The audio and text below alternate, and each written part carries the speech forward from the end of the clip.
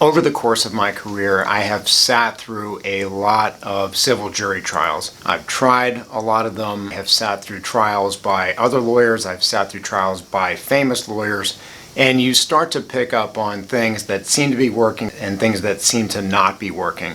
And over all of these years of trying cases and studying cases, I've come to the conclusion that a great number of trials are lost by plaintiff lawyers because of self-inflicted mistakes, self-inflicted wounds that are easily avoided.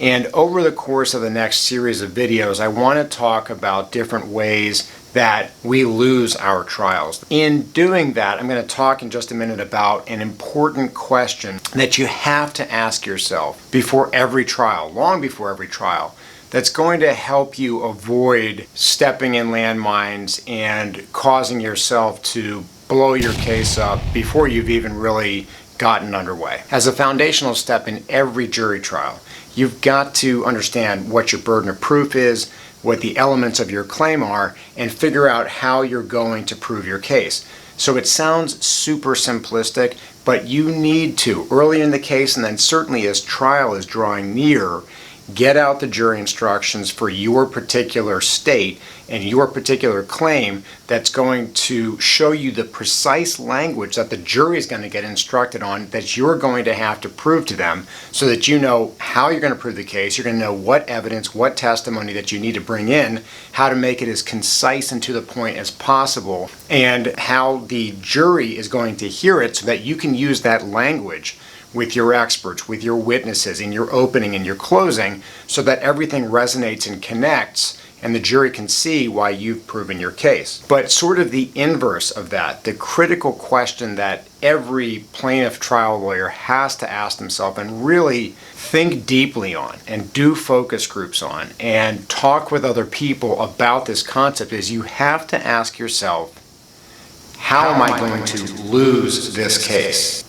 And I know that sounds a little opposite of how you might normally approach a case because all we're really thinking of is how are we going to win this case? But the most important starting point, I would suggest, is figuring out how you're going to lose the case. So what do I mean by that? Oftentimes in cases, we sort of have the idea of the case over the course of it sort of percolating in our brain, and we have this general sense of what the case is about.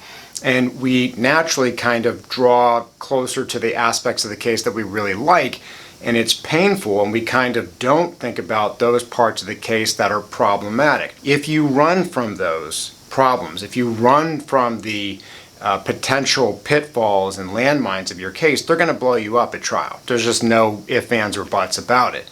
So you have to look into those factors. And let's think about in a medical malpractice case, proving medical causation, which in my last video is one of the key concepts and key tripping up points that takes down and sinks a lot of otherwise righteous medical malpractice cases.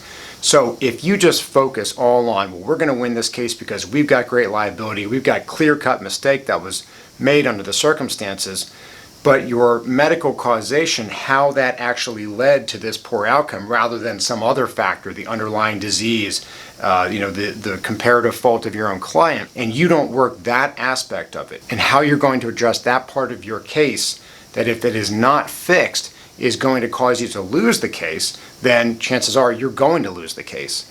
So you have to really sit back and think and talk with the other lawyers in your office and talk with other lawyers and focus group the case to understand where exactly are you going to lose this case, and then focus your efforts there first in how are you going to build up the case, what testimony, what evidence, what research, what articles are out there that can bolster that part of your case so you don't lose because of that. So sorry about that, bit of an editing issue. I am a lawyer after all, not a professional editor. I cut out something that I actually wanted in the video. In any case, the point I'm trying to make is that our case, our burden as plaintiff lawyers is much more difficult than the defense because we have to essentially build a house of cards to win our case. All the pieces have to be in place perfectly to line up to build that structure to potentially win. We have to have the right exhibits, the right testimony. We have to frame our case the right way, argue and structure our opening properly, argue correctly in a closing argument in order to properly arm our jurors to increase our chance of winning. Whereas on the other hand, all the defense has to do is pull out one or two cards of our house of cards and the whole thing comes crumbling down.